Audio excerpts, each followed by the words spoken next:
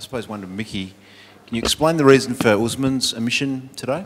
Yeah, okay, coming into the game, Usman and Steve were each going to have one opportunity. That was how we spoke about it when we selected the squad. Unfortunately, Uzi's he got run out at the MCG, and then coming to Adelaide, we wanted Steve to bowl. We thought we were a little bit flat through the trying to get those remaining 10 overs in Melbourne. We thought Steve Smith with his ability to bowl leg spin will potentially get us through those overs a little bit easier. George, how much did the toss, do you think, play in the result of this match? I'd be disappointed if that was the boys were using that as an excuse. There's no doubt that it did a little bit, but as you would expect from a wicket that had been under cover all morning. So I think what we had to do was assess that really quickly and then adapt. And I don't think we probably did that quick enough. Still some, an adjustment of, righto, this might not be a 270 wicket, it might be a 220 wicket, and actually go about building the partnership. And I guess that's what Sri Lanka did very, very well.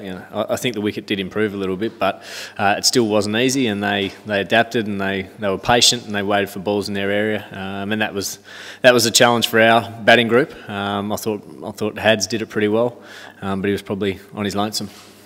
Another bad run out. Is there an issue with this Australian squad? Only if you want to make it an issue. I mean, it's not. There's been run-outs for ever since the game started. It's one-day cricket. There's an odd run-out. You can make it an issue if you want to. I don't think there's too much of an issue. I think it's something that you're always continuing to work on. But it's just a pretty normal mix-up today, I think.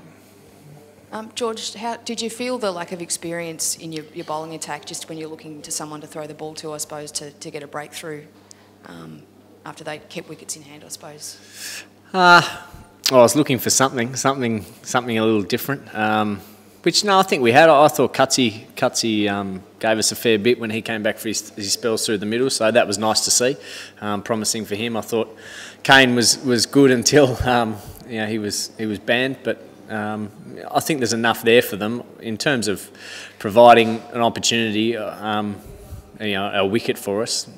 We had options. It was just a matter of getting that breakthrough and getting us onto a bit of a roll, and we never did. My one criticism of the bowlers, I guess, I thought we were just a touch short with the new ball. But I think if we were going to ever win that game with 107 on the board, I think we needed to take 3 or 4 early wickets. And I think we were just a touch short, maybe needed to see us get driven a couple of times in doing so. But I can't really fault the bowlers too much. I mean, it was a nice batting wicket, and we didn't have enough on the board. Is it hard captaining so many changes? Not necessarily. I mean, not disappointing to have the injuries to the bowlers. To the Mitches, there's no. I mean, they're quality bowlers, obviously. So it's nice to have those in your side, and I guess back to your point, Chloe, that they do provide that real bit of gas through the middle too. So you've got the bit of pace. I mean, the 2 boys we brought in, they're not slow, but they just provide a little something different. So it would have been nice to have them there. But in terms of the other change was just really smudger for Uzi, and I was aware that was going to happen. Mickey, how's Brad's hamstring? Brad will be assessed tomorrow. He has got a slight hamstring strain, so he'll be assessed tomorrow, and then we'll know how bad it is.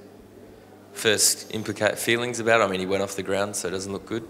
Yeah, look, disappointing. It's another guy injured, so it is disappointing, and for George as well, because he loses quite a lot of experience out on the ground. And when Hads was selected, it was to bring back a lot of that experience. So it was disappointing for George to lose that, and certainly disappointing for the team, because I thought Hads acquitted himself really well in these 2 games and played and showed his experience. There's a new squad selection tomorrow. How many changes do you expect to be made? Well, tomorrow definitely Clark, Warner and Wade come back. The squad will be announced early, so I'm obviously not at liberty to tell you. Those guys definitely come back. And then, I guess you guys will get to see it tomorrow morning, but those 3 guys definitely come back. Do you need... How far away is Shane? Hopefully, Shane could be available for that round of Shield cricket on the 24th, and certainly the two 2020 games. So depending on how he's tracking, he's not that far away either.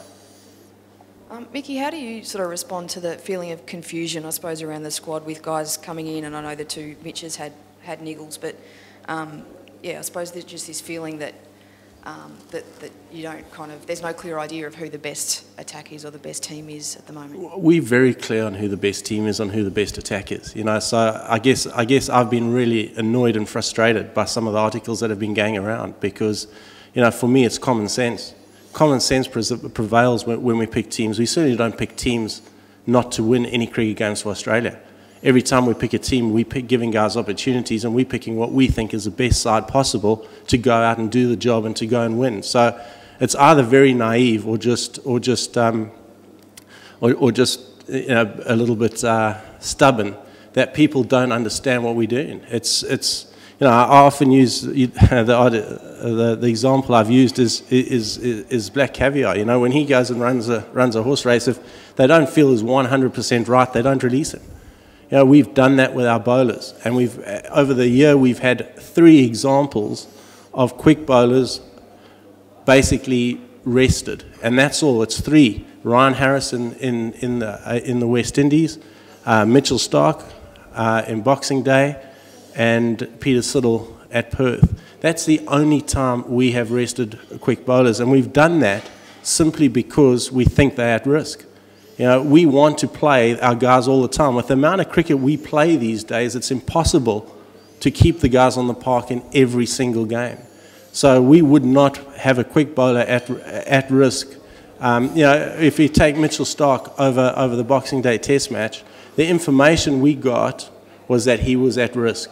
Then it's up to us, and purely the constant thought that sports scientists are picking the team is so far away off the mark, it's frightening. They give us information. The information is then left up to us to make that decision. Michael, myself, and the selector on duty make that decision based on information that we're given. When we get that information, we will see if that information holds up, and if we think that it's not worth the risk. We've thought of 3 instances where it hasn't been worth the risk. Mitchell Starc plays in all 3 forms of the game. He had an ankle impingement. He's got spurs that are going to require an operation at some stage. We're hoping that will be a year down the line, but at some stage it's going to give in. There was no point in us playing him in a Boxing Day Test match and risk losing him for the one-day series and then losing him for a tour of India. That would have been plain stupid. So whenever we make those decisions, we make those decisions with a lot of thought and a lot of thought into how we're going to use that quick bowler and when we're going to use that quick bowler. So I really wanted to get that out and put that on record, because I'm sick and tired of talking about it, and I'm certainly sick and tired of seeing some of the articles that are going around in the media at the moment. So is Mitch Starc, is he bowling in pain when he bowls now because of his ankle? Yeah, he's bowling in pain. Yes, he is. Yes, every time he bowls in pain, but that's part and parcel of being a quick bowler. You're going to bowl in pain all the time. And he's handling it really well. You know, somewhere down the line we're going to have to look for a gap for him to go and have those spurs removed. But you know, we're hoping we can get him through India. We're hoping we can get him through an England tour, and then maybe look at a gap and have it done. But the calf's a separate problem. The calf is a separate problem. He came off the park on Friday night, and there was an issue with his calf. His calf was pretty painful. We thought we'll go and have it scanned. We 1-0 up in the series. It's pointless risking him again with what we had. He had it scanned. The scan showed nothing, which was great. He'll rest it up. He'll join the rest of the squad on Tuesday night in Brisbane, and he'll be available to play on Friday, as will Mitchell Johnson. Mitchell Johnson has a slight side strain, or I'm not sure if it's a strain or what it is, but he's got some pain in the side, which started in the Sydney Test match. We played him through that Sydney Test match. He bowled through it. He bowled through the one-dayer. It flared up a little bit there again, and again, same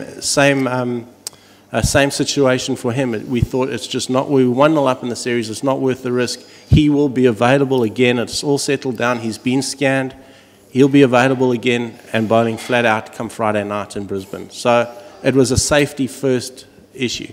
If it was the semi-final of the World Cup, they both would have played tonight. It wasn't the semi-final of the World Cup.